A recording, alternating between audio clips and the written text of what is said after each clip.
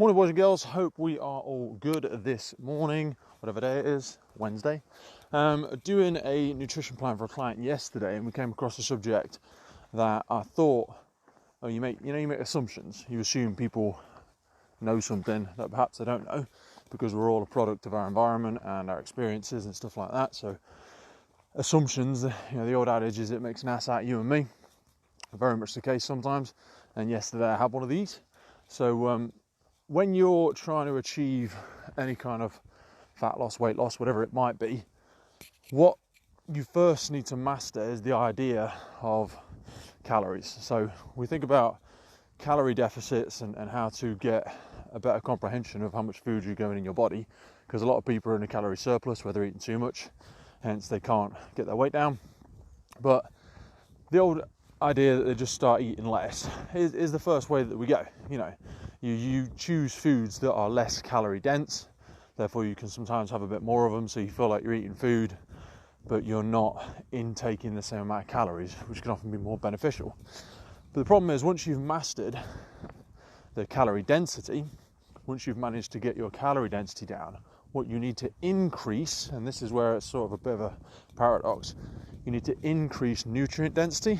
So it's easy in a lot of ways to get your calorie intake down when you start learning a little bit more about different food sources and stuff like that. But then the challenge for a lot of people is to increase the nutrient density, because we're not just talking about a sedentary person who's exercising not very much. Then when they get the calories down, they'll start to lose weight. But when they're then doing exercise, so if you've got a program that a coach or your PT or whatever set for you, you're then going to start exercising on top of a lower calorie. So when you start exercising on top of a low calorie nutrition plan, you actually increase the amount of vitamins and minerals that are lost through sweat and exercise, muscle tissue, bone repair.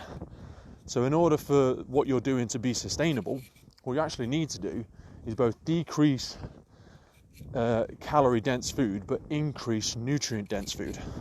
So this is vitamins, minerals, berries, smoothies, just a lot of standard veg and stuff like that. A lot of people perhaps don't understand the nutrient density of it. So I went through this with the client yesterday, and we had a little bit of a collective conversation about what are nutrient dense foods and how to get a better understanding for them, because not all calories are born equal.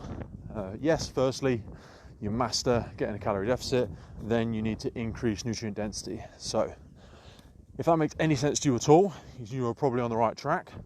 If you don't like fruit and veg and everything like that, there are lots of ways to increase the nutrient content within your diet. You look at a lot of ultramarathon runners or anything like that, you can have oral vitamins and minerals, taking them as supplements. Even something like a whey protein is a type of vitamin mineral supplement that people take, because it's hard. If you're breaking down muscle tissue on a regular basis, it's hard to get that intake up to a point where it's sustainable for your body. So hopefully you found something helpful in that. Calorie deficit's huge for a lot of people these days. It's a big thing that everyone's finally woken up to. It's not necessarily about whether you're doing your Weight Watchers, your Slimming World, your fasting, your keto, anything like that. A lot of it will be placed around a very similar calorie deficit approach. But when you start achieving a calorie deficit, you need to then increase the nutrient density. Otherwise, you just feel washed out all the time. And it's not necessarily because you're not getting enough calories. It's because you're not getting enough nutrients. So hopefully that's useful. And if you want any more information, you want any more questions, drop me a line. Happy to send you some information, and I'll see you soon. Now it's time to run. Ugh, hate running.